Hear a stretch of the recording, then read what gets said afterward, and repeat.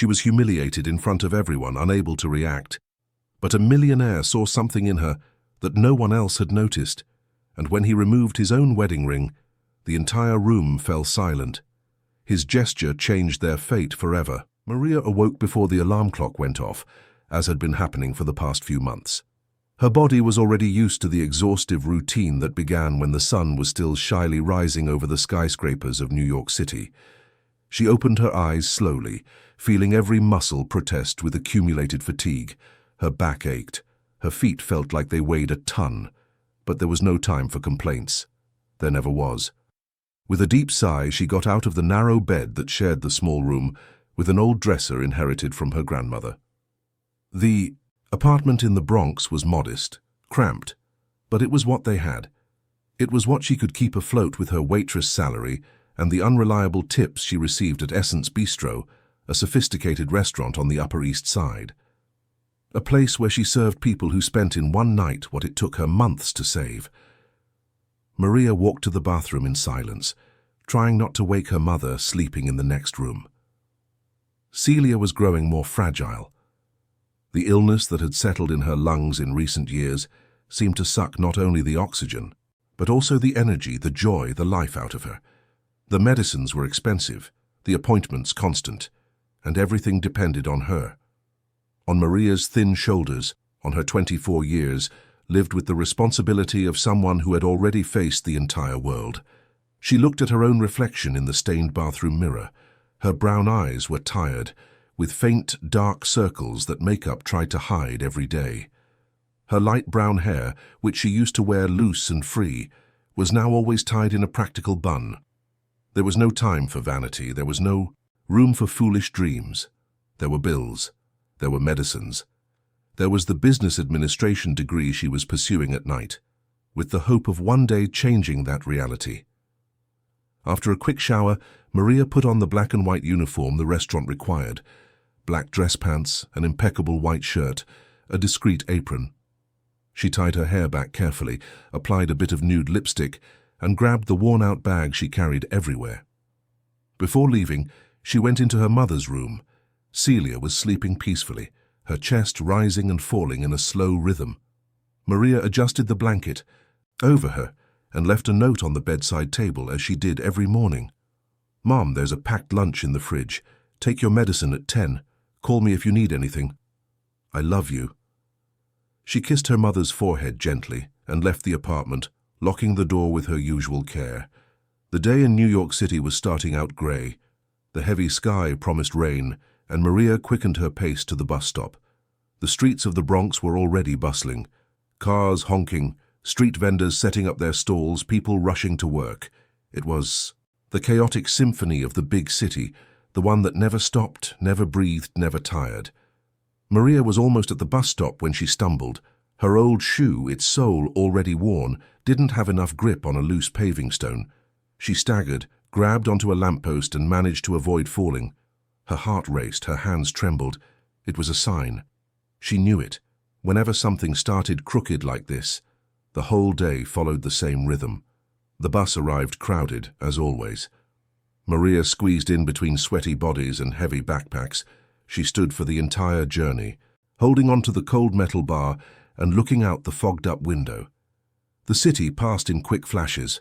High-rises, housing projects, wide avenues, narrow alleys, all mixed, all together, all New York. When she finally got off on the Upper East Side, the difference was stark. The streets were clean, tree-lined, quiet. Imported cars glided smoothly over the asphalt. Women with designer shopping bags walked slowly, as if they had all the time in the world. Maria quickened her pace, feeling out of place in that luxurious setting. She didn't belong here, she never would.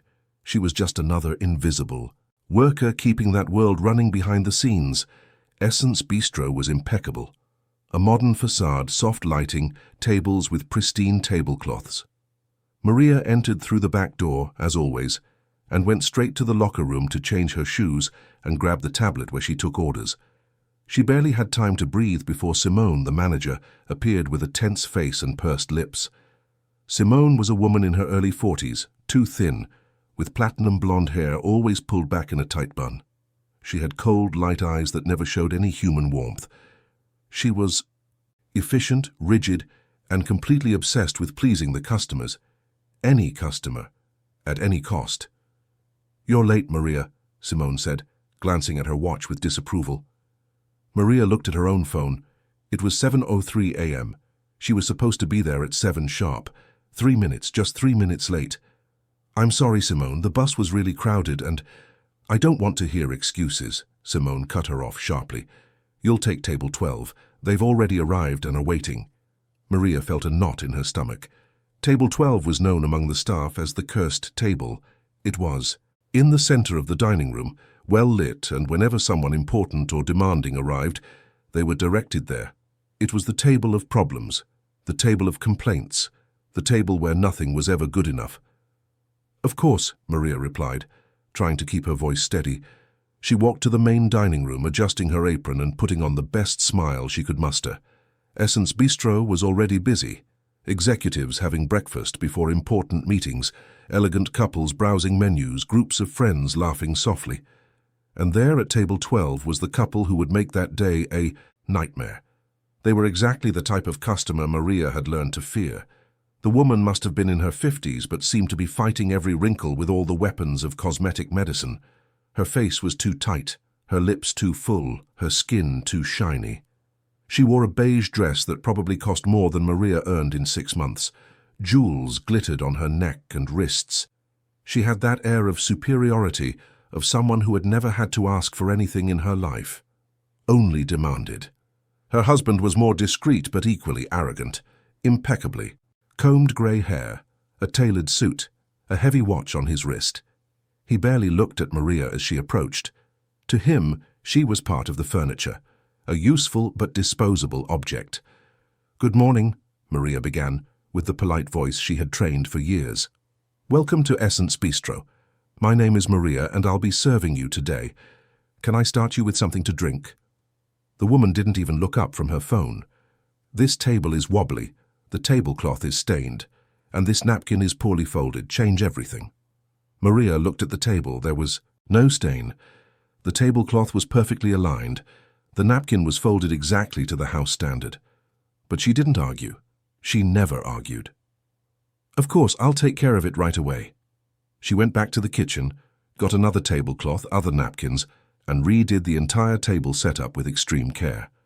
The couple didn't even thank her. They barely looked. When she finally took their orders, the woman made a point of listing every detail in a tone that made it clear she expected Maria to get it wrong. The coffee had to be strong but not bitter. The toast had to be toasted but not burnt. The butter had to be chilled but not hard. It was impossible to get right. Maria noted everything, repeated the order to confirm, and went to the kitchen to pass the instructions to the team. The cooks rolled their eyes when they saw which table the order was for. Everyone knew that type of customer. Everyone knew that no matter how perfect the service was, there would always be a complaint. 15 minutes later, Maria returned to the dining room with the carefully balanced tray. Steaming coffee, golden toast, chilled butter, artisanal, jams. Everything impeccable. Everything perfect. She approached table 12 with slow, steady steps, concentrating on not letting anything wobble. That's when it happened. The woman, without even looking back, lifted her leather handbag with a sudden, swift movement. The strap hit Maria's arm with force. The tray lost its balance. Maria tried to hold on, but her tired body didn't react in time. The glass of water slid, tipped over, and fell. The ice-cold water spread across the table and splashed directly onto the client's beige dress. Time seemed to stand still. The woman jumped up, looking at her dress, with an expression of horror and fury. Her husband also stood up, his eyes wide. The entire dining room fell silent. All conversations stopped. All eyes turned to table 12. "You idiot!" the woman screamed, her voice echoing through the restaurant. "Look what you've done! This dress cost $15,000. $15,000! Do you have any idea what that is? Or are you too stupid to understand?" Maria was paralyzed. Her heart was beating erratically. Her hands were shaking. She wanted to explain, to say it was an accident, that the woman had lifted her bag without warning. But the words wouldn't come out. She could only look at the wet dress and feel the weight of humiliation crashing down on her like an avalanche. "I'm so sorry, Maria began, her voice weak. "Sorry?" The woman cut her off cruelly. "You don't feel anything. People like you don't feel anything because you're not capable of it. You're trash, human trash that can't even serve water properly." The words were knives, each one cut deeper than the last. Maria felt her eyes burn, but she couldn't cry. Not there, not in front of everyone. She swallowed the sob, bit her lip, and remained standing, her head bowed, waiting for it to be over. The woman's husband joined the attack. "Where's the manager? I want this incompetent fired now. Now! We pay good money to be well served here, and we have to deal with this kind of situation. Unacceptable." Simone appeared, running, her face pale, her hands nervous. She looked at Maria with a mixture of anger and despair. Then she looked at the couple and began to apologize profusely. "I am so terribly sorry. This should not have happened. We will resolve this immediately. We will pay for the dress, for the dry cleaning, for everything, and the employee will be duly punished." "Punished?" The man laughed sarcastically. "She needs to be fired. This incompetent can't continue working here." Maria felt the floor give way beneath her feet. Fired. The word echoed in her mind like a death sentence. Without the job, she couldn't pay for her mother's medicine. She couldn't pay for college. She couldn't keep her home. Everything would crumble. Everything. She looked around, searching for some support, some look of solidarity. But everyone was silent. Some customers looked on with pity, others with indifference. No one moved. No one said anything. She was alone, completely alone. That's when he stood up. Maria hadn't even noticed there was a man sitting at a discreet table in the back of the room. He was alone, dressed in an impeccable grey suit, a dark tie, and gleaming shoes. His hair was black, well cut, and his face had strong features. He must have been in his 30s, maybe a little older. But what was most striking wasn't his appearance. It was his posture, the calm, the confidence. He walked through the dining room with firm, decisive steps. He didn't run. He didn't hurry. He just walked as if he had every right to be there, to interfere, to change the course of the situation. His eyes were fixed on Maria, only on her. When he reached table 12, he stopped. He looked at the couple with a serene expression, but one that carried something no one there would dare to challenge. Then, without a word, he took a gold wedding band from his own finger. Simple, elegant, discreet, and with a gentle gesture, he took Maria's trembling hand and placed the ring on her finger. The entire room held its breath. "She is not trash," he said, his voice firm and clear, leaving no room for argument. "She is my wife." Maria felt her legs weaken. The world spun around her. This couldn't be happening. It wasn't real. It made no sense. She looked at the ring on her finger, then at the man beside her. He held her hand securely in his, as if the gesture were the most natural thing in the world. The woman in the wet dress opened her mouth, but no sound came out. Her husband blinked several times, confused. Simone turned pale, her eyes wide. The entire restaurant was in absolute shock. The man turned to the manager. "How much is her dress?" 15,000, wasn't it? "I'll wire the money now. Give me the details." Simone stammered. "No, sir. You don't have to." "Yes, I do." He cut her off, polite but firm. "My wife had an accident. I will cover the costs.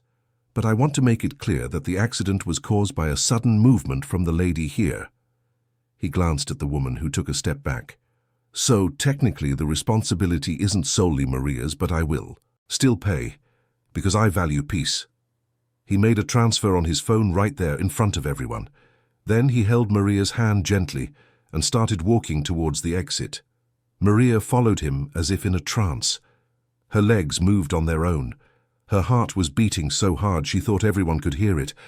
When they got outside the restaurant, the cool New York air hit her like a slap. Maria finally managed to process what had just happened. She pulled her hand away, freeing herself from his touch, and took 2 steps back. Her eyes were wide, filled with confusion and fear. "What did you do?" she whispered, her voice trembling. Why did you do that?" The man looked at her with a calm expression. "Because it was too unjust for me to stay silent." Maria shook her head, incredulous. "But you don't know me. You put a wedding ring on me. You said I'm your wife. This makes no sense." "I know," he admitted, running a hand through his hair. "I know it doesn't make sense. It was an impulse. I was there. I saw you being humiliated like that, and I just couldn't let it happen. I'm sorry if I scared you. That wasn't my intention." Maria looked at the ring still on her finger. It was heavy, real, expensive. "And now what?" she asked, her voice weak. "What do I do now?" "Now you take off the ring, give it back to me, and we go on with our lives," he said with a half smile. "I'll leave. You go back to work, and no one ever needs to know about this story again." Maria took a deep breath, trying to calm her heart. She started to take the ring off, but stopped mid-motion. "Wait, they saw, everyone saw, the manager saw, the customers saw. If I go back in there without the ring, they'll know it was a lie, and then it will be even worse." The man frowned. "You think so?" Maria nodded, feeling panic rise. "They'll fire me anyway. They'll say I lied, that I set this all up, that I wanted attention. They'll crucify me." He was silent for a few seconds, thinking. "So what do you suggest?" "I don't know," Maria admitted, feeling the tears finally escape. "I don't know anything. I just wanted to have a normal day. That's all. A day where no one humiliated me, no one called me trash, no one threatened my job. That's all I wanted." The man took a step forward and gently wiped a tear from her face with his thumb. "I'm sorry. I just wanted to help. Truly." Maria looked into his eyes for the first time. They were dark, deep, sincere. There was something in them that made her believe he was really being honest, that this wasn't a game. It wasn't a prank. It was just a man who saw something wrong and tried to fix it. In the craziest way possible, but he tried. "What's your name?" Maria asked, her voice calmer now. "Gabriel," he replied. "Gabriel Adams." "I'm Maria, Maria Sanchez," she said, even though she knew he probably already knew after the scandal inside. "A pleasure, Maria," Gabriel said, extending his hand. Officially this time. Maria shook his hand, feeling the firmness of his grip. "And now, Gabriel, what do we do?" "Now," Gabriel took a deep breath. "Now we think of a solution. Together."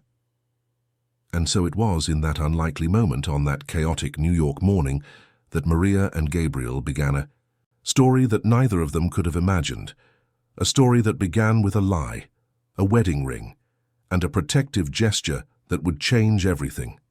Maria arrived home in the middle of the afternoon, still dazed by everything that had happened. Simone had let her go early, saying it would be better for her to rest and come back the next day with a clear head. In reality, Maria knew the manager just wanted time to figure out how to handle this unusual situation. A wealthy client had publicly claimed to be married to a waitress. This wasn't exactly the kind of story Essence Bistro wanted circulating. She climbed the stairs of her building slowly, feeling the weight of each step. Gabriel's ring was still on her finger. She had tried to return it right there, at the restaurant door, but he had insisted. "Keep it for now until we decide what to do." He had said before typing his number into her phone and asking her to contact him if she needed anything. Maria didn't know if this was real or if she was living in a strange dream. When she opened the apartment door, she found her mother sitting on the sofa, watching an old soap opera on the small living room television. Celia looked up and smiled at her daughter, but the smile vanished when she noticed the distraught expression on Maria's face. "Honey, what happened? Are you okay?" Celia stood up with difficulty, her breathing a little shallow. Maria rushed to her and held her arm, helping her sit down again. "I'm fine, Mom. It was just a complicated day," Maria said, trying to sound calm. Celia looked at her with those brown eyes that saw everything, that knew every lie, every hidden truth. "Complicated how?" Maria took a deep breath. She knew she couldn't hide this from her mother, not for long. So she sat down next to her on the sofa and began to tell her. She told her about the humiliation at table 12, about the wet dress, about the yelling and insults. She told her about the man who stood up in the back of the room, and when she got to the part about the ring, She held up her left hand, showing the gold band that gleamed softly in the afternoon light. Celia's eyes widened. "Maria, what is this?" "It's a wedding ring, Mum," Maria said, her voice low. "He put it on my finger and told everyone I was his wife, to protect me, to make those people stop humiliating me." Celia took her daughter's hand and examined the ring carefully. It was heavy, well made, clearly expensive. "Who is he? Do you know this man?" "No," Maria admitted. "I'd never seen him before. He said his name is Gabriel, that he did it on impulse, that he couldn't stay silent watching all that." Celia let go of Maria's hand and leaned back on the sofa, processing the information. "A stranger put a wedding ring on you and said you're married." "Yeah," Maria confirmed. "I know it sounds crazy." "Sounds? Honey, this is crazy," Celia exclaimed, but there was more concern than anger in her voice. "And now? What are you going to do?" "I don't know," Maria confessed, feeling the tears return. "I wanted to give the ring back and forget all about it, but then I thought if I go back to the restaurant tomorrow without it, they'll know it was a lie. And then the situation will be even worse. They'll think I set it all up, that I wanted attention. The manager was already looking for an excuse to fire me. If I give her this ammunition, it's over." Celia was silent for a few seconds, her eyes fixed on the television without really seeing anything. Maria knew that look. It was the look she got when she was thinking of solutions, of ways out, of ways to protect her daughter. It had always been like this. Even sick, even weak, Celia always tried to find a way to take care of Maria. "Then you keep up the story," Celia said finally, looking at her daughter. "For now. Just until things calm down. A few weeks, maybe a month. Then you say it didn't work out, that you decided to separate, and that's it. You each go your own way." Maria blinked, surprised. "You think that could work?" "I don't know," Celia admitted. "But it's better than you losing your job right now. We need that money, Maria. You know that. The medicine, college, the rent. We can't afford for you to be unemployed." Maria knew her mother was right. As absurd as the situation was, their financial reality was more pressing, but pretending. To be married to a stranger. How would that even work? They didn't even know each other. They knew nothing about one another. How were they going to maintain this lie? Celia seemed to read her daughter's thoughts. "You'll need to talk to him, to this Gabriel. Work out the details, come up with a story. If you're going to keep up this charade, you have to do it right. Otherwise it'll fall apart at the first question." Maria nodded, still processing everything. She was right. She took out her phone and looked at the number Gabriel had saved. Just the name. Gabriel. Nothing else. She typed a quick message. "Hi, Gabriel. It's Maria. We need to talk. Can we meet tomorrow?" She hesitated before hitting send, but finally did. The reply came almost instantly. "Of course, I'll pick you up at 9 in the morning. Send me your address." Maria sent the address of her building in the Bronx and put her phone away. Done. It was set.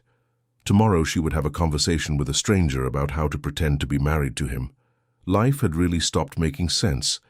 That night Maria barely slept. She tossed and turned in bed, staring at the ceiling, imagining 1,000 different scenarios. What if this was all a prank?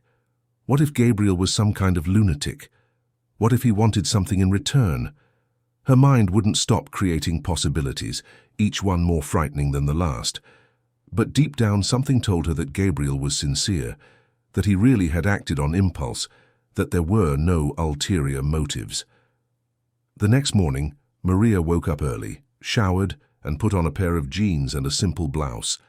It wasn't a work day, so she didn't need the uniform. She put on a little makeup, tied her hair in a ponytail, and waited. At 9 o'clock sharp, her phone rang. "I'm downstairs." Maria went down the stairs with her heart pounding. When she reached the building's entrance, she saw a black car parked out front. A nice sedan, discreet but clearly expensive. Gabriel was leaning against the hood, his hands in his pants pockets, wearing jeans and a white shirt. He looked younger like this, more approachable. When he saw Maria, he smiled. "Good morning," he said, opening the passenger door for her. "Good morning," Maria replied, getting into the car. They drove in silence for a few minutes. Maria looked out the window, watching the city wake up. New York was always like this, never stopping. There was always someone rushing somewhere, always something happening. It was comforting in a way, to know that life went on regardless of personal chaos. "I thought we could talk somewhere quiet," Gabriel said, breaking the silence. "I know a nice cafe in Greenwich Village. We can be comfortable there." Maria nodded. "Okay." 15 minutes later, they were sitting in a small, cozy coffee shop with brick walls and plants hanging from the ceiling. The smell of fresh coffee filled the air. Gabriel ordered a black coffee and a croissant. Maria ordered a cappuccino and a cheese Danish. When the orders arrived, they were silent for a few more seconds, both unsure of exactly how to start this conversation. "So," Gabriel finally said, "things got a little complicated, huh?" Maria laughed humorlessly. "Complicated is a mild way to put it." "I'm sorry about that," he said sincerely. "Really, I didn't think about the consequences. I just acted. I always do that. My sister is always telling me I need to think more before I do things." Maria took a sip of her cappuccino. "You have a sister?" "I do, Isabella. She's 2 years younger than me. College student, messy, talks too much." Gabriel smiled as he spoke about his sister. It was a genuine smile, full of affection. "What about you? Any siblings?" "No, just me and my mom," Maria replied. "My dad left when I was a kid. Never came back. So it's always been just the two of us." "That must be tough," Gabriel said, his voice soft. "It is," Maria admitted. "Especially now. My mom is sick. A lung condition. The medicines are expensive, so are the doctors. That's why I work at the restaurant and go to college at night. I need to save money. I need to make sure she has everything she needs." Gabriel was silent, looking at her with an expression Maria couldn't decipher. It wasn't pity. It was something deeper. Respect, maybe. Admiration. "You're very strong, Maria." "I'm not strong," she said, shaking her head. "I just do what needs to be done. Anyone would." "That's not true," Gabriel disagreed. "A lot of people would give up. A lot of people would blame the world and stop trying. But not you. You keep going. That's strength." Maria felt her face grow warm. She wasn't used to compliments. She wasn't used to someone really paying attention to her. "What about you? Why were you alone at that restaurant yesterday? No work, no commitments." Gabriel gave a wry smile. "I was supposed to be in a boring meeting with investors, but I made an excuse and went to grab a bite first. I wanted some time to think. I ended up witnessing that disaster and, well, you know the rest." "What do you do for work?" "What?" Maria asked, curious. "I manage some of my family's businesses," Gabriel explained, without going into detail. "It's complicated, involves a lot of bureaucracy, a lot of internal politics. It's draining sometimes." Maria sensed he didn't want to talk much about it, so she didn't press. "Right. So, about yesterday. We need to decide what to do." "Yeah," Gabriel agreed. "Does your mom know?" "She does. And she suggested we keep up the charade for a while. Just until things calm down. A few weeks, maybe a month. Then we say it didn't work out and we each go our own way." Gabriel thought for a few seconds. "That makes sense, but if we're going to do this, we need to do it right. Come up with a story. Have details in common. Otherwise, the first person who asks will realize it's a lie." Maria nodded. "True. So, how did we meet?" "We can say we met in a coffee shop," Gabriel suggested. "Doesn't have to be elaborate. Sometimes simple works best. You were studying, I was working on my laptop, we started talking and became friends. Then it turned into romance. And how long have we been together?" 6 months? Gabriel proposed. "Long enough to be serious, but not so long that people expect very specific details." "And why did we keep it a secret?" "Because you wanted to be sure before telling anyone," Gabriel said. "You're a private person. You don't like to expose your life. I respected that." Maria smiled. "You're good at this." "At what?" "Making up stories." Gabriel laughed. "I don't know if that's a compliment or an accusation." "Both," Maria joked, and she realized that for the first time since the day before, she was relaxing. Gabriel had something about him that put her at ease. It wasn't just his looks or his posture. It was the way he talked, looked, listened. He seemed genuinely interested. He seemed to care. They spent over an hour in that coffee shop, talking, adjusting details, laughing at absurd situations. Maria told him about college, about her dreams of one day having her own business. Gabriel told her about his childhood in a large family, about the grandmother he adored, about the pressure of managing expectations. The more they talked, the more Maria realized that Gabriel wasn't just a rich man who had made an impulsive gesture. He was a real person, someone with problems, with fears, with dreams. When they finally left the coffee shop, the sun was already high over New York. Gabriel drove her back home, but before she got out of the car, he held her hand for a second. "Maria," he said seriously, "if at any point you want to give up on this charade, just let me know. No strings attached, no guilt. We stop, and that's it.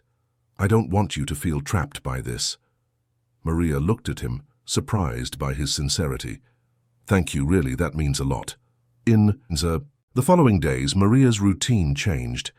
Gabriel started picking her up every morning to take her to work. At first, she protested, saying it wasn't necessary, that she could take the bus as she always did. But he insisted, saying that if they were a fake couple, they needed to act like a real one, at least in public. At the restaurant, the story spread like wildfire. Everyone knew about the scene at table 12. Everyone had seen the elegant man putting the ring on Maria's hand.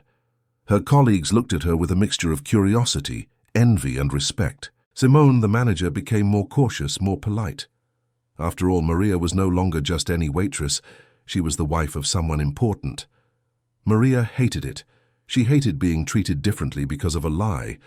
But at the same time, she couldn't deny that it was a relief not to be stepped on all the time.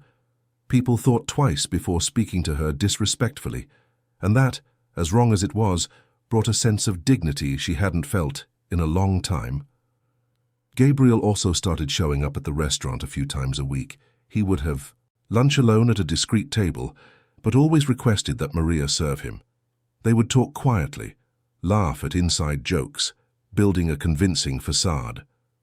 And what Maria didn't expect was that this would become her favorite part of the day. Talking with Gabriel, laughing with him, feeling that at least in those moments she wasn't alone. One afternoon after her shift, Gabriel invited her to dinner, not at a fancy restaurant, but at a street fair in Greenwich Village. Maria found it strange at first, but she accepted. When they got there, she understood why. The fair was bustling, full of stalls with typical foods, live music, people of all kinds. It was real, it was authentic. It was New York without the makeup. They ate corn dogs, drank fresh lemonade, and walked among the stalls looking at crafts. Gabriel bought her a cheap pair of earrings from a jewelry stall, saying it was to keep up the charade.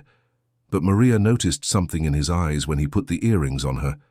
It wasn't a charade, it was real, at least in that moment.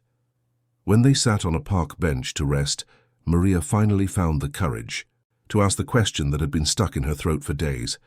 "Gabriel, why did you really do that at the restaurant? Why did you get involved?" Gabriel was silent, watching the movement of the fair.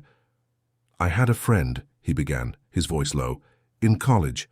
She worked as a waitress to pay for her studies. One day she was humiliated by a customer, called stupid, incompetent, useless. She cried the whole way home, and the next day she killed herself." Maria felt the air leave her lungs. "Gabriel, I couldn't do anything back then," he continued. "I wasn't there. I didn't see it happen, I only found out later. And I've always wondered if someone had defended her that day, if someone had shown her she had value, maybe things would have been different. So when I saw you there, being treated that way, I just couldn't stand by, not again." Maria felt tears stream down her face. She didn't know what to say. There were no right words. So she just held Gabriel's hand and sat there in silence, next to him.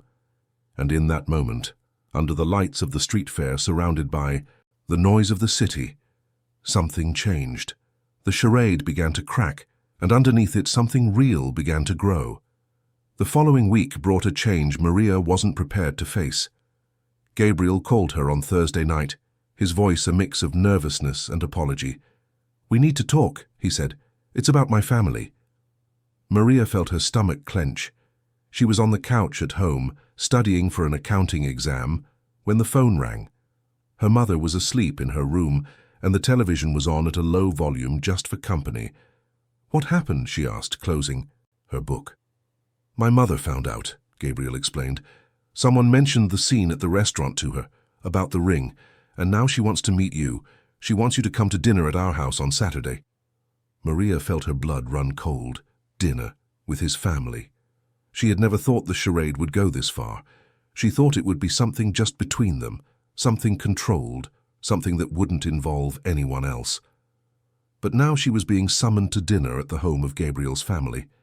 A family that she imagined was completely different from her reality. "Gabriel, I don't know if I can do this," Maria admitted, her voice trembling. "Meet your family. Pretend to be your wife in front of them. It's too much. It's way too much." "I know," he said softly. "I know it's asking a lot. But if we don't do this, my mother will start digging, and if she finds out it's a lie, it will be worse. For both of us. She's complicated." Maria took a deep breath, trying to organize her thoughts. "Complicated how?" "The type who doesn't accept being deceived," Gabriel explained. "She's strong, intelligent, observant. If she suspects something, she'll investigate until she finds the truth. And I'd rather avoid that. For my sake and for yours." Maria was silent, thinking. She knew Gabriel was right. If she refused, it would raise suspicion. And if his family found out everything was a lie, the consequences would be unpredictable. For her job, for everything. "Okay," she finally agreed. "I'll go. But you'll have to help me. Tell me what to do, how to act. I've never been to a family dinner, let alone in a mansion." "It's not as scary as it sounds," Gabriel tried to reassure her. "My mum is serious, but she's not mean. My grandmother is the most laid back of all. And my sister, well, she'll love you. Isabella loves everyone." Maria laughed humorlessly. "I hope you're right." On Saturday afternoon, Maria was in a panic. She had gone through her closet 3 times trying to find something suitable to wear. Most of her clothes were too simple, too old, too worn. Nothing seemed right for a dinner in a mansion. Celia, seeing her daughter's desperation, suggested she wear the navy blue dress she had bought for her high school graduation. It was the only truly nice dress Maria owned. She got ready carefully. She put on the dress, applied a little makeup, and let down her hair that was almost always tied up. When she looked in the mirror, she barely recognized her own image. She looked pretty, simple but pretty. Gabriel's ring shone on her finger, a constant reminder of the lie she was living. When Gabriel arrived to pick her up, he paused for a second at the door, his eyes fixed on her. "You look beautiful," he said, and there was something in his voice that made Maria's heart race. "Thanks," she murmured, feeling her face flush. You look good too." Gabriel wore a dark blue suit, no tie, with the top button of his shirt undone. He looked elegant, but not overly formal. He offered her his arm, and together they went down to the car. During the drive to his family's home, Gabriel filled her in on the details. His mother, Beatrice, was a retired lawyer. Strict, elegant, used to being in control. His father had passed away 5 years ago, and since then she had managed the family's businesses with an iron fist. His grandmother, Helen, lived with them. She was the matriarch, the one who had the final say in everything, but she was also the most understanding. And Isabella, his sister, was a junior in architecture school. Talkative, curious, no filter. Maria absorbed every piece of information as if she were studying for a test. She had to get it right. She couldn't let Gabriel down. She couldn't mess everything up. When the car entered a gated community in Scarsdale, Maria held her breath. The houses were enormous, with impeccable lawns and luxury cars parked in the driveways. The Adams Gate opened automatically, and they drove onto a property that looked like it was straight out of a magazine. The house was modern, all white, with huge glass windows and a minimalist facade. The garden had well-tended trees, a stone path, and a water fountain in the center. Maria felt her legs tremble as she got out of the car. Gabriel held her hand, sensing her nervousness. "Relax," he whispered. "It's all going to be fine." The door opened before they even reached it, and a young woman came running out. She had wavy brown hair down to her shoulders, big eyes, and a radiant smile. "Isabella, you guys took forever," she exclaimed, hugging Gabriel and then, without ceremony, hugging Maria too. "You must be Maria. Oh my God, you're even prettier than I imagined." Maria was speechless for a second, then shyly returned the hug. "Hi, Isabella, it's nice to meet you." "The pleasure is all mine."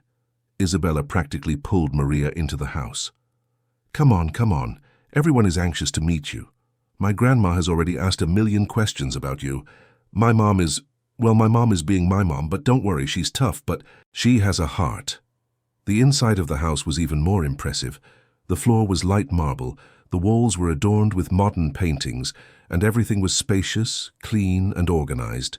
Maria felt completely out of place, but she had no time to process anything, because she was immediately led to the living room, where two women were sitting.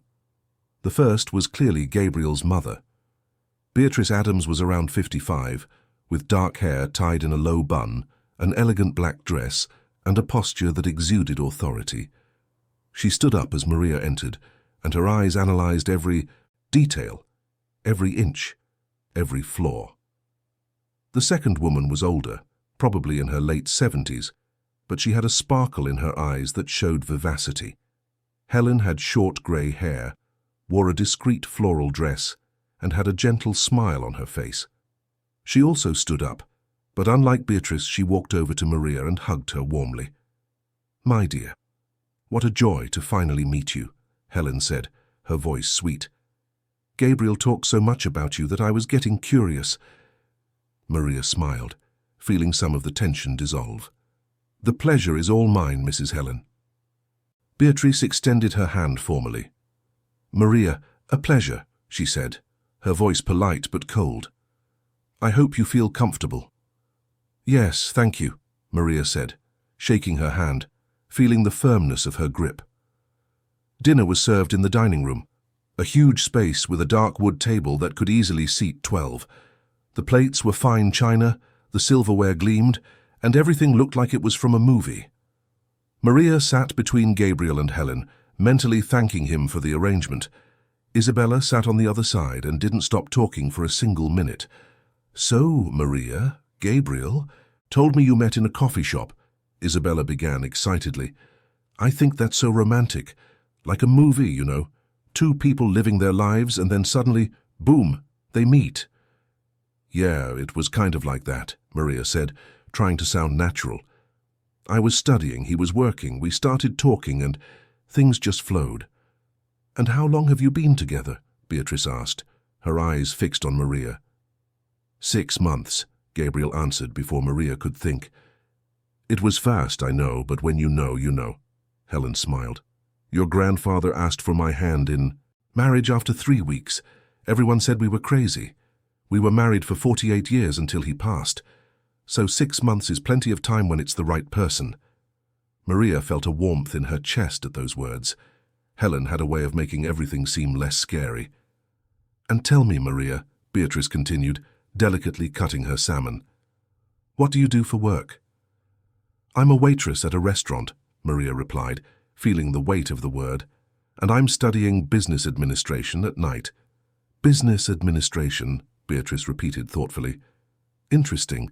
Do you have plans for after you graduate?"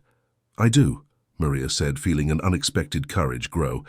"I want to open my own business, something focused on professional training for women. Often, women in difficult situations don't have opportunities to get qualified. I want to create a space that offers that." Beatrice looked at her with something that seemed like respect. "That's a noble project." "And a realistic one," Maria added. "It's not just about kindness. It's a necessity. The market needs qualified people, and there are many women with potential who just need a chance." Isabella clapped her hands. "See, Mom, I told you she was amazing." The conversation flowed during dinner. Isabella told funny stories from college. Helen shared memories from the past. Gabriel participated with occasional comments, but for the most part, he just watched Maria interact with his family. And Maria, to her own surprise, was managing. She was talking, laughing, being herself.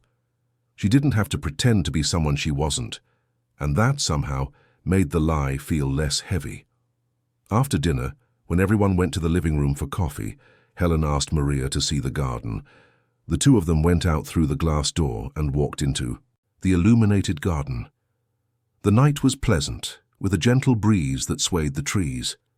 "You're different than I expected," Helen said, looking up at the stars. Maria's heart sped up. "Different how?" "More authentic." Helen looked at her with a kind smile. "More genuine. Gabriel has brought other girls here, all of them trying to impress, all of them trying to be what they thought we wanted to see. But not you. You're just you, and that's rare." Maria didn't know what to say. "Thank you," was all she managed.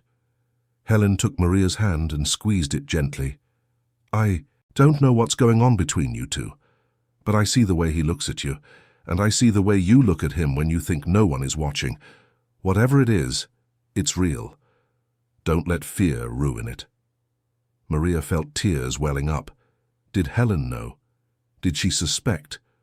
Or was she just giving advice based on what she saw? Before she could answer, Gabriel appeared at the door. "You two okay out here?" he asked. "We're great," Helen said, letting go of Maria's hand. "Just talking about life. Come back inside, it's getting chilly." On the way home, Maria was silent. Gabriel drove calmly, but she could tell he was tense. Finally, she broke the silence. "Your grandmother is incredible." "She is," Gabriel agreed, "and she liked you. I could tell." "And your mother?" Gabriel laughed. "My mother doesn't like anyone at first, but she respected you, and that's a big step." Maria looked out the window, watching New York pass by in lights and shadows. "And Isabella is impossible not to like." "She's a hurricane," Gabriel admitted, "but she's a good person, has a huge heart." They were silent for a few more minutes until Gabriel parked in front of Maria's building. Before she got out, he held her hand. "Thank you for today. You were amazing, truly." Maria looked at him, at the dark eyes that seemed to see beyond the surface. "I was just myself." "I know," Gabriel said, smiling, "and that's why it worked." Maria got out of the car and went up to her apartment with her heart still racing. When she entered, she found her mother awake, waiting anxiously. "So, how was it?" Maria threw herself onto the sofa next to her. "It was weird, it was scary. And it was good, it was really good, Mom." Celia smiled, stroking her daughter's hair. "I knew you could do it." But Maria didn't tell her mother about the conversation with Helen, about the words that echoed in her mind. "Whatever it is, it's real. Don't let fear ruin it." Because Maria was beginning to realize that maybe Gabriel's grandmother was right. Maybe, somewhere in the middle of this charade, something real had started to grow, and that was both terrifying and thrilling at the same time. In the following days, the routine continued. Gabriel picked her up for work. They had lunch together a few times. They talked about everything and nothing, and with each day, Maria felt the distance between them shrink. The laughs became more genuine, the silences became more comfortable, the gazes lasted longer. Until one day, leaving the restaurant, Gabriel suggested they go for a walk in Central Park. It was a Saturday afternoon, and the park was full of people jogging, riding bikes, having picnics. They walked side by side, unhurried, just enjoying the moment. That's when a voice interrupted them. "Gabriel. Gabriel Adams." They turned and saw a woman approaching. She was tall, blonde, with long, straight hair, dressed in designer clothes and expensive sunglasses. She had a smile on her face, but something about that smile didn't seem genuine. Maria felt Gabriel tense up beside her. "Patricia," Gabriel said, his voice neutral. Maria's stomach clenched. Patricia, the ex-fiancée.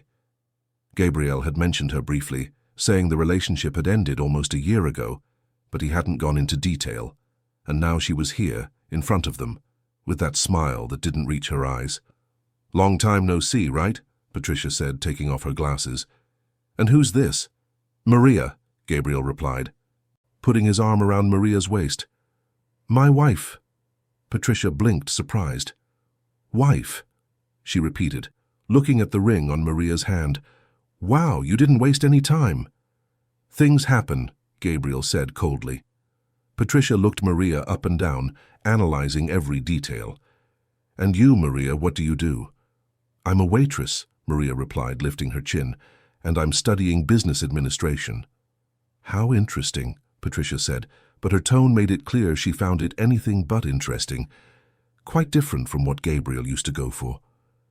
"People change," Gabriel said, gently pulling Maria along. "It was good to see you." "Patricia, we have to go." They walked away, but Maria could feel Patricia's eyes on her. That woman had not liked her one bit, and Maria was sure this wouldn't be their last encounter. There was something in Patricia's gaze that promised trouble, and Maria, for the first time, felt that the charade was about to get even more complicated. In the weeks following the encounter in the park, Maria began to notice subtle changes in her routine. Patricia had resurfaced like an unwelcome shadow, appearing in the most unexpected places. One day she was having coffee at the cafe, where Maria and Gabriel used to meet.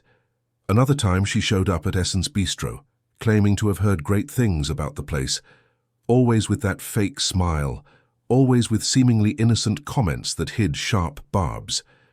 Maria was cleaning a table when Patricia walked into the restaurant for the third time that month. It was a Tuesday morning, and business was slow. Patricia sat in Maria's section and waited with impeccable posture, scrolling through her phone as if she had no specific reason to be there. "Good morning," Maria greeted, maintaining her professionalism. "Welcome back to Essence Bistro. Can I start you with something to drink?" Patricia looked up at her with a smile that didn't reach her eyes. "Good morning, Maria. A green juice, please. And tell me, how do you manage to balance work, school, and marriage? It must be exhausting." Maria felt the provocation but didn't take the bait. "We make it work. Where there's a will, there's a way." "How inspiring," Patricia said, her tone dripping with sarcasm. "You know, I can't help but wonder how Gabriel is handling such a drastic change in his lifestyle. He was always accustomed to a certain standard. Dinners at country clubs, international travel, social events. It must be difficult for him to adapt to, let's say, a simpler reality." Maria gripped the tablet in her hands, but kept her voice calm. "I think when you truly love someone, what matters isn't where you are, but who you're with." Patricia let out a short, humorless laugh. "How romantic. But love, darling, isn't always enough, especially when the differences are so vast. Gabriel and I were perfect for each other. Same upbringing, same social circles, same values. That's why it lasted so long, but sometimes people make mistakes. They make impulsive decisions that they later regret." Maria felt her blood boil, but she forced a polite smile. "I'll get your juice." She went to the kitchen with her heart pounding. Patricia's words echoed in her mind like a slow poison. Impulsive decisions. Regret. Could it be true? Would Gabriel regret protecting her that day? Regret starting this whole charade? Maria shook her head, trying to push the negative thoughts away. She couldn't let Patricia get inside her head. She couldn't let that woman win. When she returned with the juice, Patricia continued with her subtle comments throughout the meal. She asked about Maria's family, about her sick mother, always with that tone of false concern that made it clear she was only gathering information. Maria answered with the bare minimum, maintaining her professional demeanor, but when Patricia finally left, she felt as if she had run a marathon. That night, in her people management class, Maria could barely concentrate. Patricia's words kept coming back like a broken record. Vast differences. Regret. She took out her phone and typed a message to Gabriel. "Can we talk after class? I need to tell you something." The reply came quickly. "Of course. I'll pick you up at 10, don't worry." When Gabriel picked her up in front of the college, Maria got in the car and broke down. She told him about Patricia, about the constant visits to the restaurant, about the venomous comments. Gabriel listened in silence, his jaw tight, his hands gripping the steering wheel. "She has no right to do this to you," he finally said, his voice low but filled with restrained anger. "I'm going to talk to her. I'm going to make it clear that this has to stop." No, Maria grabbed his arm. Don't talk to her. That's exactly what she wants. She wants to create drama. She wants you to chase after her. She wants to prove she still has some power over you. If you confront her, you'll give her the attention she's looking for. Gabriel looked at Maria, impressed. When did you get so wise? I'm not wise, Maria gave a half-smile. I've just learned to recognize manipulation games. I've dealt with customers like that at the restaurant. People who provoke you just to see you lose your cool. The best response is no response. Gabriel took a deep breath, trying to calm down. Okay, I won't talk to her. But if she keeps bothering you, you tell me, please. Maria nodded, and they sat in silence for a few minutes. Then Gabriel suggested they get something to eat. Not at a fancy restaurant, but at a 24-hour diner near Times Square. They ordered burgers and fries, sat at an old Formica table, and talked about trivial things, about bad movies, songs stuck in their heads, inside jokes. And slowly, Maria felt the tension melt away. With Gabriel, everything felt lighter, easier, more real. Meanwhile, changes were happening at Essence Bistro. 1. Of the oldest waiters, Robert, had reported Simone for abuse of power and workplace harassment. The news spread quickly among the staff. Robert was a quiet, discreet man who never complained about anything. But apparently, he had been documenting incidents for months. Unnecessary yelling, public humiliation, threats of termination, all recorded, all with witnesses. The restaurant's management opened an internal investigation. Other employees were interviewed, and one by one, they began to tell their own stories. Maria was one of those called to testify. She told them about the times she was reprimanded for being minutes late, about the constant pressure, about the incident with the arrogant couple. And the more she spoke, the more she realized that this wasn't normal, that she had grown accustomed to a toxic environment, thinking that's just how things were. 2 weeks later, Simone was suspended. And to everyone's surprise, Maria was invited to temporarily take over the position of service supervisor. She was in shock when she received the offer from the regional manager. Me? She asked, incredulous. But there are waiters here with much more seniority. There are, the manager, a middle-aged man named Charles, agreed. But you have something that not everyone has. The respect of your colleagues, ethics, and leadership potential. Everyone here speaks highly of you, Maria. They say you're fair, that you help those who need it, that you don't step on anyone to get ahead. Those qualities are rare. Maria accepted the offer with a heart torn between joy and fear. It was an incredible opportunity, a leap in her career, more money, but it was also a huge responsibility. What if she failed? What if she wasn't good enough? Gabriel celebrated the news by taking her to dinner at a discreet Japanese restaurant. You deserve this, he said, raising his sake glass. You worked hard, you stood firm even when everything was against you. Now you're reaping what you sowed.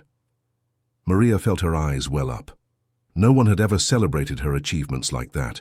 No one had ever made her feel like she was special. Thank you, she whispered, for believing in me. Gabriel held her hand across the table. I will always believe in you. In that moment, Maria realized something that frightened her deeply. She was falling in love, for real. It wasn't a charade anymore, it wasn't pretending. These were real feelings, growing like flowers in concrete. And that was dangerous, because when this was all over, when the lie was revealed, what would be left? In the following weeks, Maria immersed herself in her new job. She reorganized schedules, implemented training for the team, and created a direct communication channel between employees and management. The atmosphere at the restaurant began to change.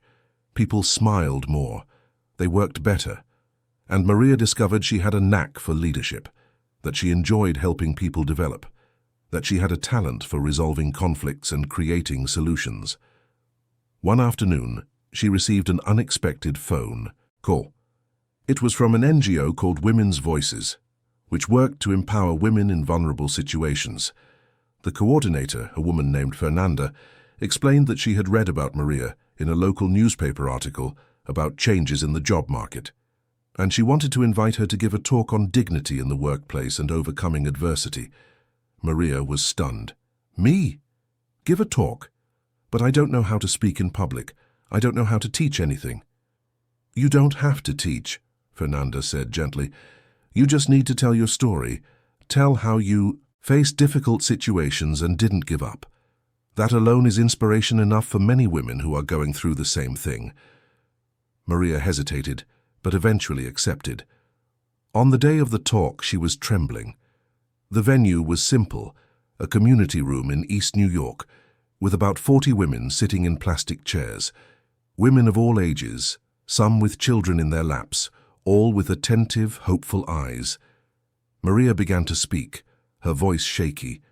She told them about the day she was humiliated at the restaurant, about how she felt small, invisible, worthless.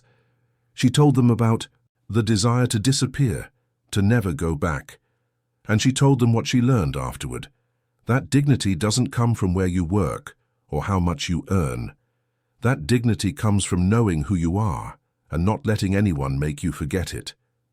The women listened in silence. Some cried, others nodded their heads. And when Maria finished, there was a warm applause that made her cry too. After the talk, several women came up to thank her.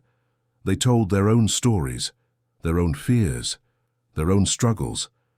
And Maria realized she wasn't alone, that there were thousands of women like her, trying to survive in a world that constantly diminished them. Gabriel was waiting for her outside. He had insisted on coming along, saying he wanted to support her.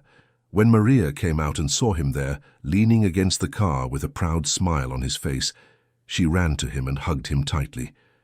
"Thank you for being here," she said, her voice muffled against his chest. "I will always be here," Gabriel replied, stroking her hair. Always.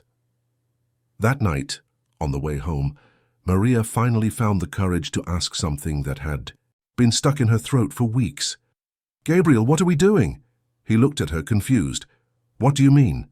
"This," Maria made a vague gesture. "The charade. The lie. Are we still pretending? Or has it become something else?" Gabriel pulled the car over to a safe spot and turned to her. "What do you think?" "I think—" Maria took a deep breath. "I think I'm not pretending anymore. And that scares me." Gabriel held her face in his hands, his eyes locked on hers. "I'm not pretending either. I stopped pretending a long time ago." "So, what do we do?" Maria asked, her voice weak. "We stop lying," Gabriel said simply. "We admit that this is real, that it started wrong but it turned out right, that the ring was fake, but the feelings are true. And your family, and people, and—" Maria couldn't finish the sentence. "We'll deal with it together," Gabriel said. "One step at a time. No rush, no pressure, just us." Maria nodded, feeling the tears stream down. For the first time in a long time, she wasn't crying from sadness or fear. She was crying from relief because she could finally stop pretending. She could finally be herself and be loved for it. They kissed there inside the car parked on some random New York street. A kiss that had nothing to do with performance. A kiss that was a promise. That was a choice. That was truth. But not everything was rosy. Patricia hadn't given up. She started frequenting the same places as Gabriel and Maria, always with subtle comments, always trying to plant seeds of doubt. And one day, she went further. She showed up at Helen's house when she knew the whole family would be there, including Maria. She claimed she was passing by and decided to pay a courtesy visit. Maria was in the kitchen helping Isabella prepare dessert when Helen came in, her face serious. "Patricia is here," she said. "She wants to talk to Gabriel, but I think you two should also hear what she has to say." In the living room, Patricia was sitting elegantly on the sofa, with Gabriel standing, arms crossed, clearly irritated. Beatrice observed everything with a neutral expression, and Isabella came in behind Maria with wide eyes. "Gabriel," Patricia began, her voice soft, "I didn't come to cause trouble. I only came because I'm worried about you, and I think you deserve to know the truth." "What truth?" Gabriel asked, tense. Patricia looked at Maria with a smile that was pure venom. "The truth about how it all started, about the ring, about the charade you two cooked up to deceive everyone." The silence that followed was deafening. Maria felt the floor give way. How did Patricia know? How had she found out? Beatrice stood up, her eyes wide. "Charade? What are you talking about, Patricia?" Patricia opened her purse and took out a printed photo. It was from the day at the restaurant. Someone had photographed the exact moment Gabriel put the ring on Maria. "I did some digging," Patricia said, triumphant. "I spoke with employees from the restaurant. I found out you didn't even know each other before that day, that Gabriel invented that she was his wife to protect her from an embarrassing situation. And since then, you've been deceiving everyone, including your own family." Maria felt tears burn in her eyes. She looked at Gabriel, who was pale. She looked at Helen, who seemed more sad than angry. She looked at Beatrice, whose face was red with fury. And she looked at Isabella, whose mouth was open in shock. "Is this true?" Beatrice asked, her voice trembling. "You lied to us?" Gabriel took a step forward. "Mum, let me explain." But Beatrice held up a hand, silencing him. "I don't want your explanations. I want to hear from her." She pointed at Maria. "Is it true, Maria? Was this all a lie from the beginning?" Maria felt all the words get stuck in her throat. She wanted to explain, wanted to say that yes, it started as a lie, but it had become truth. But the words wouldn't come out. She just nodded, tears streaming silently.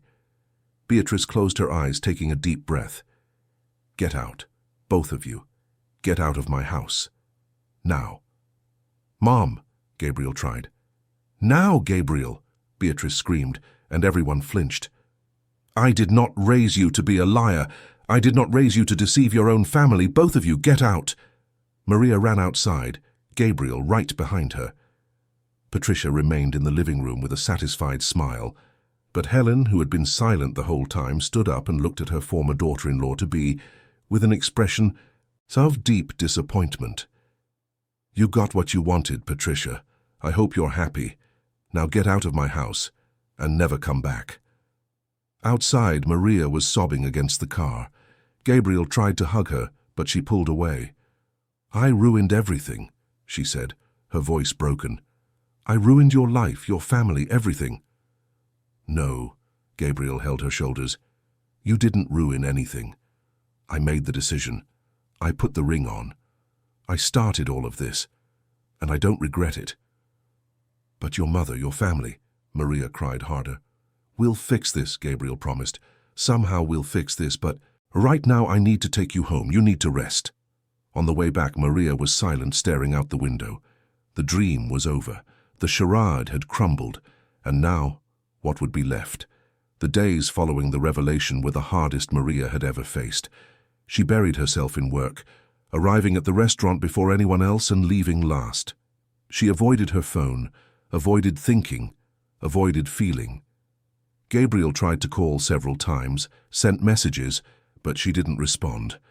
Not because she was angry with him, but because she didn't know what to say. Because she felt too guilty to face him. Maria's mother noticed the change immediately. Celia found her daughter crying in the bathroom in the early hours of Thursday morning, 3 days after the scandal at the mansion. She didn't say anything. She just sat on the floor next to Maria and held her hand until the crying subsided. "I ruined everything, Mum," Maria finally said, her voice hoarse. "I lied to those people. They welcomed me into their home. They were kind to me, and I lied. Helen was so warm, Isabella treated me like a sister, and I was pretending the whole time."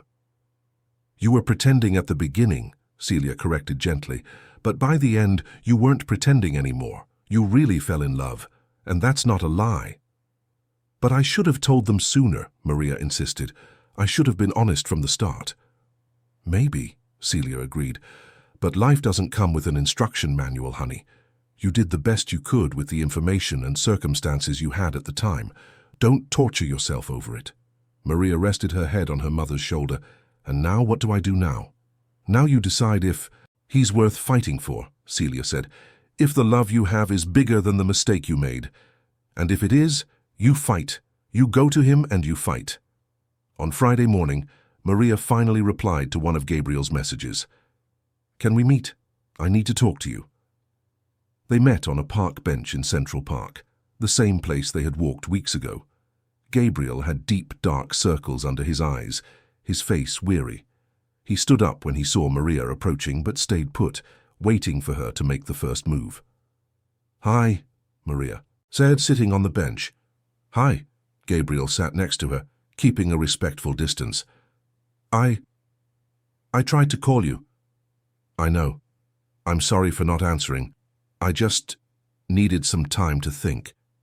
"I understand," Gabriel said, looking at his own hands. "How are you?" "Awful," Maria admitted with a humorless laugh. "And you?" "Same." They sat in silence for a few minutes, just listening to the sounds of the park. Children playing in the distance, birds singing, cars passing on the avenue. It was strange how life continued normally around them while their own worlds had fallen apart. "My mother isn't speaking to me," Gabriel finally said. "She's temporarily removed me from managing the businesses, said I need to prove I'm trustworthy before I can come back. Isabella is torn between supporting our mother and supporting me. And my grandmother is disappointed. She didn't say it in words, but I saw it in her eyes." Maria felt her chest tighten. "I'm so sorry. This is all my fault." "It's not." Gabriel turned to her. "Maria, look at me." She obeyed, meeting his dark eyes. "It's not your fault. I made the decision. I put the ring on. I started the charade, and even knowing the consequences, I would do it all again, because meeting you was the best thing that ever happened to me. But you lost your family because of me." "I haven't lost my family," Gabriel said. "They're hurt, and rightly so. But you don't lose family that easily. We'll find a way to fix this. Together, if you still want to be with me." Maria looked at him, at the man who had turned her world upside down, the man who had protected her when she needed it most, who had believed in her when no one else did, who had made her feel like she was worth something. "I do," she said, her voice firm. "I want to be with you. But I need you to understand something. I can't be the reason you're estranged from your family. If you have to choose between me and them—" "I choose you," Gabriel interrupted her, without hesitation. "I choose you, Maria." The words hit Maria like a punch to the gut. No one had ever chosen her. No one had ever put her first. And now, here was Gabriel, saying he chose her, above all else. It was terrifying and liberating at the same time. They hugged there on the park bench and stayed that way for long minutes, just holding each other, supporting each other, promising without words that they would face everything together. In the following days, Gabriel tried to reconnect with his family. He called his mother every day, even though she didn't answer. He sent messages to Isabella, who replied with monosyllables. He went to the mansion twice, but was stopped at the gate by security. Beatrice had given clear orders that she didn't want to see him. It was Helen who finally broke the silence. She called Gabriel on a Sunday afternoon and asked him to visit her, alone. Gabriel went with his heart in his hands, prepared to hear everything his grandmother had to say. Helen was in the garden, watering the plants. She always said that tending to her garden calmed her.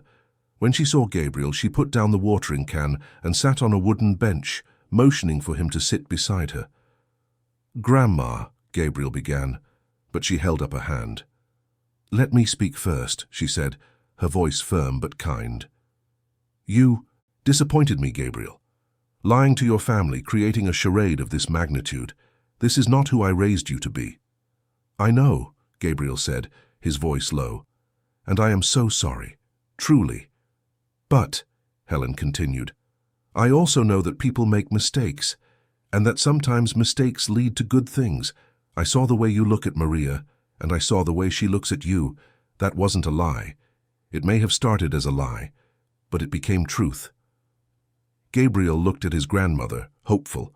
"You believe in us?" Helen smiled, a sad but sincere smile. "I believe in your love, but that doesn't erase the lie. You will have to earn back your mother's trust, and it won't be easy." "I know," Gabriel said. "I'm willing to do whatever it takes." Helen held his hand. "I will talk to your mother. I won't promise anything, but I will try to soften her heart. In the meantime, you take care of Maria. That girl is suffering. She feels guilty for all of this." "I am taking care of her," Gabriel assured her. "Or at least I'm trying." Helen nodded. "And Gabriel, one last thing. If you really love her, if you really want to be with her, then do it the right way, not as a lie, not as a charade, but as the truth, with honesty and dignity." Gabriel understood what his grandmother was saying. He needed to do things right.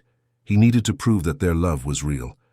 And the first thing he needed to do was be completely honest with Maria about everything.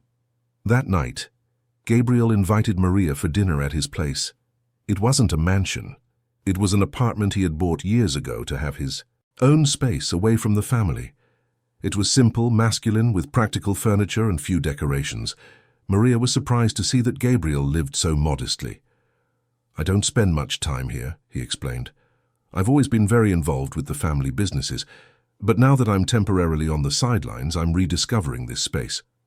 He cooked for her. Nothing fancy, just pasta with homemade tomato sauce and a simple salad. But it was one of the most delicious meals Maria had ever eaten, because it was made with care, because it was made for her. After dinner they sat on the sofa, and Gabriel took Maria's hand.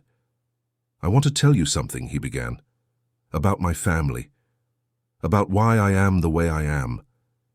He told her about his father, a strict and demanding man who always expected perfection, about the pressure of being the eldest son, the heir, the one responsible for maintaining the family legacy, about how he grew up feeling like he was never good enough, and about how, when his father passed away, he felt both relieved and guilty at the same time.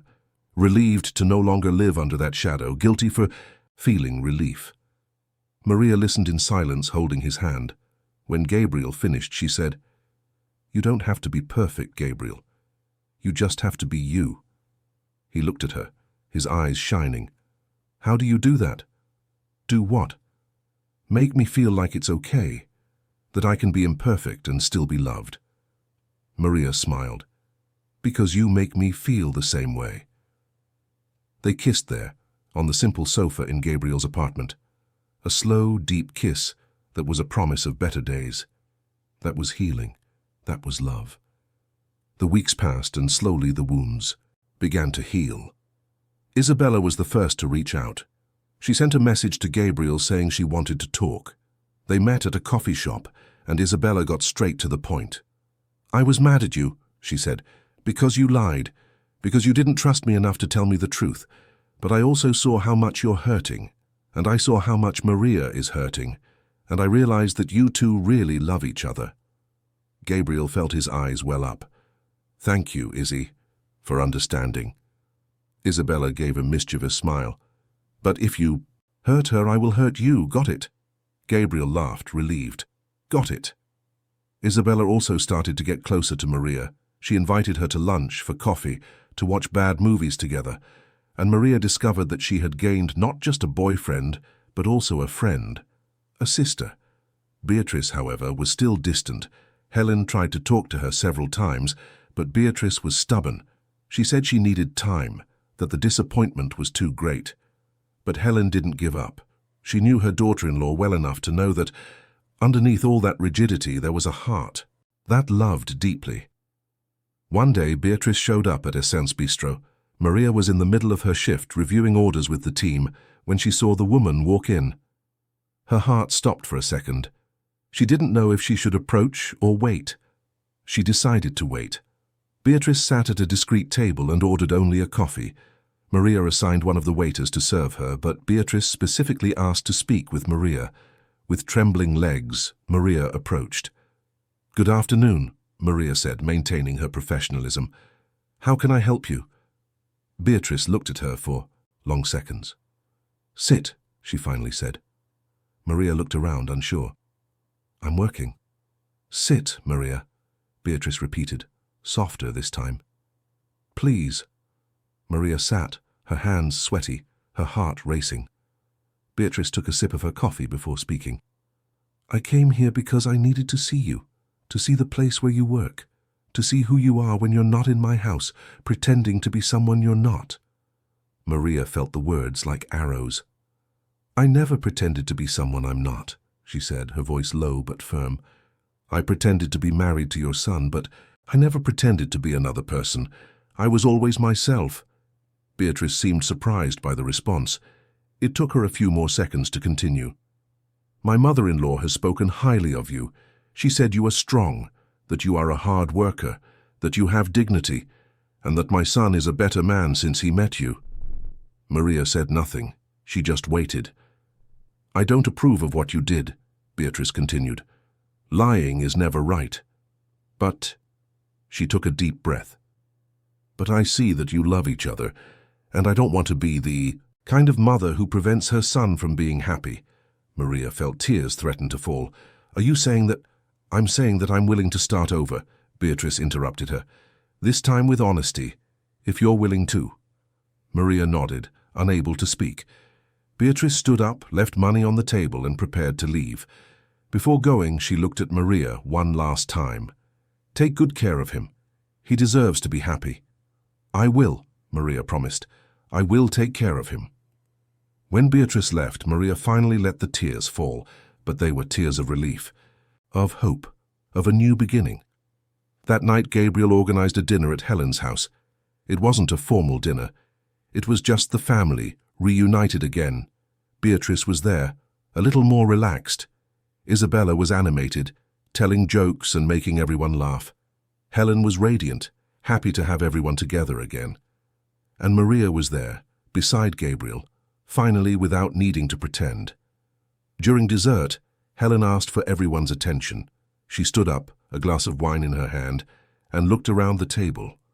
"I want to make a toast," she said, "to the mistakes that teach us, to the lies that turn into truths, and to the love that overcomes everything." Everyone toasted, and Maria felt that finally, after so much chaos, things were falling into place. But she knew there was still one last thing that needed to happen, one last decision that needed to be made, and that decision wouldn't be Gabriel's, it would be hers. A few days later, Gabriel took her for a walk on the beach. They had driven out to a nearly deserted beach on Long Island. The sun was setting, painting the sky orange and pink. The sea breeze carried a scent of salt and freedom. They walked barefoot on the sand in silence, just enjoying each other's presence. When they finally stopped, Gabriel turned to her. He took a small box from his pocket and knelt there on the wet sand. Maria felt her heart stop. "Maria," Gabriel began, his voice emotional, "the first time I put a ring on you on impulse, to protect you, without thinking, without asking. But this time, I want to do it right. This time, I want it to be your choice." He opened the box, revealing a simple, delicate ring, very different from the first one. "Maria Sanchez, will you marry me? For real. No lies, no charades, just the two of us, building a life together." Maria looked at him, at the man who had changed everything, who had made her feel that she was worth fighting for, who had taught her that real love doesn't come with conditions, it comes with choices, and she was ready to choose. Maria looked at Gabriel kneeling on the sand, at the ring that shone softly in the sunset light, and felt as if her entire life had led to this moment. Not just the last few months, but all the years of struggle, all the moments of humiliation, all the times she had felt too small, too invisible, too worthless. Everything had a purpose. Everything had led her here. Tears began to stream down her face, but they weren't tears of sadness. They were tears of liberation, of healing, of rebirth. She looked back, mentally, reliving it all.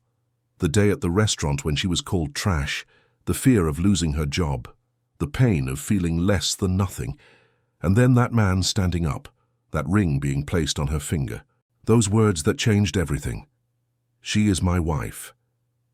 At the time it was a lie, it was protection, it was impulse. But today, here on this beach, it was none of those things. It was a choice. It was truth. It was love. Maria took a deep breath, feeling the salty sea air fill her lungs. She looked at Gabriel, at his eyes waiting anxiously for her answer. And finally she spoke. "Gabriel," she began, her voice trembling but firm. "When you put that first ring on my finger, I thought you were crazy.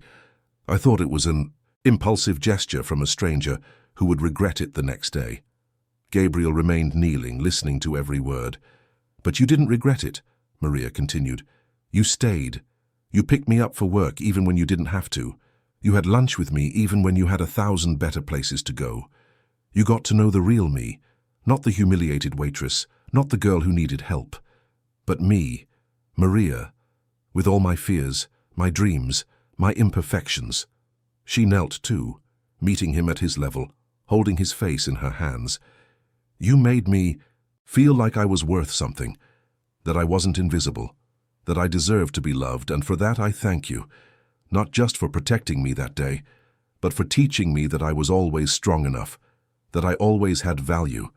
I just needed to believe it." Gabriel held her hands, his eyes shining with unshed tears. Maria smiled, a genuine, peaceful smile. "So yes," she said, feeling her heart overflow. "Yes, I want to marry you, for real. No lies, no charades, just us." Gabriel pulled her into a hug so tight it took her breath away. They stayed there, wrapped in each other's arms on the wet sand, with the waves lapping near their feet and the sun setting on the horizon. And in that moment, Maria knew she had made the right choice. Not because she needed Gabriel to be complete, but because she chose to be with him, because their love was built on truth, respect, and mutual choice. When they finally let go, Gabriel placed the ring on her finger. Unlike the first time, there was no rush, no desperation. There was only certainty. The ring slid on smoothly, fitting perfectly, and Maria looked at it with a sense of peace she had never experienced before. They returned to New York that night, driving slowly, in no hurry to arrive. They talked about the future, about plans, about dreams. Gabriel mentioned he was thinking of shifting the focus of the family businesses. He wanted to invest in social projects, in initiatives that truly made a difference in people's lives. And Maria told him about the invitation she had received from the Women's Voices NGO to coordinate a professional training program for women. "What if we did that together?" Gabriel suggested. "We could. Create a space, not a regular restaurant, but something with a purpose. A cafe that employs women starting over, that offers training, dignity, opportunity." Maria's heart raced at the idea. "Gabriel, that would be incredible. But it would be expensive. It would need investment." "I have my own savings," Gabriel said, "money I've put away over the years. And with my experience in management and your experience in customer service, we could make it work." Maria couldn't contain her excitement. "We could offer training courses, teach service techniques, basic cooking, time management, and then employ these women in the cafe itself. It would be a complete training program." "Exactly," Gabriel agreed, smiling. "We wouldn't just be building a business, but a space for transformation." They spent the next few weeks planning. They scouted locations, created budgets, and talked to experts. Gabriel's family was gradually brought into the project. Isabella offered to help with the design of the space. Beatrice, who was a lawyer, volunteered to handle all the legal and bureaucratic aspects. And Helen insisted on investing as well, saying she wanted to see her money used for something that truly mattered. The cafe opened 6 months later, on a sunny Saturday morning in Brooklyn's Williamsburg neighborhood. The name they chose was simple but powerful, the New Leaf Cafe. The facade was welcoming, with large glass windows, plants at the entrance, and a wooden sign. Inside it was cozy and inclusive. Recycled wood tables, colorful chairs, and walls with inspiring quotes written by women who had gone through the training program. At the grand opening, Maria was nervous. She wore a simple wine-colored dress, her hair down in natural waves, Gabriel's ring shining on her finger. She looked around, seeing all the people who had come to support them. Her mother, Celia, was there with more color in her face thanks to new treatments they could finally afford. Her colleagues from the old restaurant came to celebrate. The women from the Women's Voices NGO were present, and Gabriel's family was gathered together, smiling with pride. When it was Maria's turn to make a speech, she stepped onto a small makeshift stage and took the microphone with trembling hands. For a moment, she remembered the girl who, a year ago, had been humiliated in a restaurant, who had accepted being called trash without saying a word, who had believed she was worthless. But that girl was gone. In her place was a woman who had learned that dignity isn't given by anyone. It's recognized, it's cultivated, it's defended. "Good afternoon, everyone," Maria began, her voice still a bit shaky but growing firmer. "I never imagined I would one day be standing here in front of you, opening my own business. A year ago, I was just a waitress trying to survive. I worked long hours, studied at night, took care of my mother, and I thought that was all I could ever be." She paused, looking at the crowd. "But life has a funny way of surprising us. One day when I was at my lowest point, someone defended me. Someone looked at me and decided I was worth protecting, and that gesture, as simple as it was, changed everything. Because for the first time, I saw myself through the eyes of someone who believed in me." Maria looked at Gabriel, who was in the front row with his family. "This cafe isn't just a business," she continued. "It's a symbol that no matter how low you fall, no matter how many times you're told you're worthless, you can always start over. You can always choose to get back up, and we are here to help in that process." She took a deep breath, feeling the emotion wash over her. Every woman who walks through this cafe, whether as an employee or a customer, will be treated with dignity, with respect, with love. Because we all deserve that. We are all valuable, and we will never, ever again let anyone make us forget it. The applause was deafening. People stood up, clapping enthusiastically. Several women were crying. Maria saw her mother wiping away tears of pride. She saw Helen with a radiant smile. She saw Isabella giving her a thumbs up, and she saw Gabriel, his eyes shining, silently telling her he loved her. In the following months, the New Leaf Cafe became more than a successful business. It became a landmark, a place where women in difficult situations could go to find not just a job, but hope. Maria coordinated the training sessions personally, teaching everything she had learned over the years. Gabriel managed the finances and strategy, but always with a focus on the social mission. They hired Joanna, a 35-year-old woman who had left a troubled relationship, with nowhere to go. They hired Renata, who had been unemployed for 2 years and had lost her confidence. They hired Luciana, a single mother of 3 who needed flexible hours. Each of them had a story. Each was a universe of pain and hope. And each of them found at the New Leaf Cafe not just a salary but a family. Maria graduated from business school with academic honors. On graduation day, Gabriel was in the audience with the entire family. When she walked onto the stage to receive her diploma, he stood up and gave her a standing ovation, proud of the strong, determined woman she had always been, but who now finally recognized her own worth. The wedding was a simple but emotional ceremony. It wasn't in a lavish church or an expensive ballroom. It was at the New Leaf Cafe itself, decorated with simple flowers and surrounded by the people who truly mattered. Maria wore a simple white dress she had chosen herself, without pressure, without expectations. Gabriel wore a suit without a tie, the top button of his shirt undone just as he liked. Celia was radiant, her health finally stable. She walked her daughter down the makeshift aisle, holding Maria's arm tightly. When she gave her daughter to Gabriel, she whispered, "Take good care of my treasure." And Gabriel promised with tears in his eyes, "Always." Helen read a piece she had written herself during the ceremony. She spoke of true love, of how it sometimes appears in the most unexpected places, of how lies can turn into truths when there is the courage to admit mistakes and start over, and of how true love is not the kind that saves you, but the kind that shows you always had the strength to save yourself. Isabella was the maid of honor, of course. She cried through the entire ceremony, moved and happy. Beatrice was in the front row with a discreet but genuine smile. She had learned to accept Maria. More than that, she had learned to respect her, to admire her, to love her like a daughter. When Maria and Gabriel exchanged rings, there was no rush, no nervousness, only certainty. Gabriel placed the ring on Maria's finger slowly, savoring every second.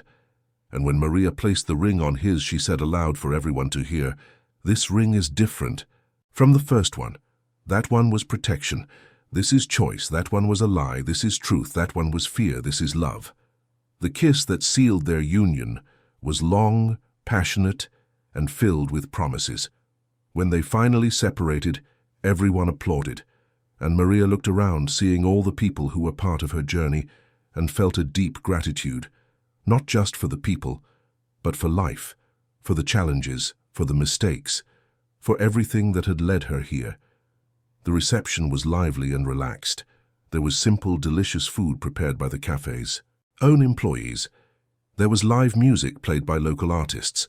There was dancing, laughter, hugs. There was no pomp, no unnecessary luxury. There was love. There was truth. There was joy.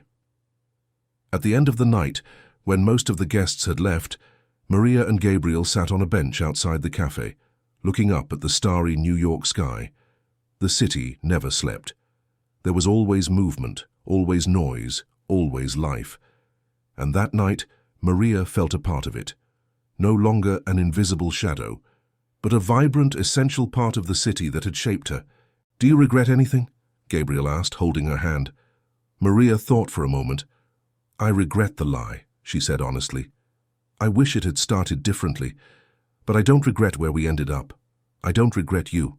I don't regret us." Gabriel kissed her forehead. "Me neither." They stayed there for a few more minutes, just enjoying the moment. Then Maria stood up, pulling Gabriel with her. "Come on," she said. "I want to show you something." She led him inside the cafe, which was now empty and quiet. She turned on just a few lights, creating a cozy atmosphere. Then she guided him to a wall covered in photos of all the women who had gone through the training program, before and after photos of smiles that had been reclaimed, photos of dignity that had been restored. "This," Maria said, pointing to the photos, "this is what that ring created. Not just our love, but all of this. All these lives that were touched. All these women who now believe they are valuable." Gabriel looked at the photos, his eyes misty. "And you think it was worth it? All the chaos, all the suffering?" Maria smiled, holding his hand. It was worth every second. They went home that night to the apartment they now shared. It wasn't big, it wasn't luxurious, but it was theirs. It had marks of their personalities, photos on the walls, books scattered about, plants on the balcony. Life. Maria looked at the ring on her finger before falling asleep. The ring that had started it all. That had been placed on her finger in a moment of desperation and impulse. That had transformed from a symbol of a lie into a symbol of truth. And she smiled, because she finally understood. Her value had never come from that ring.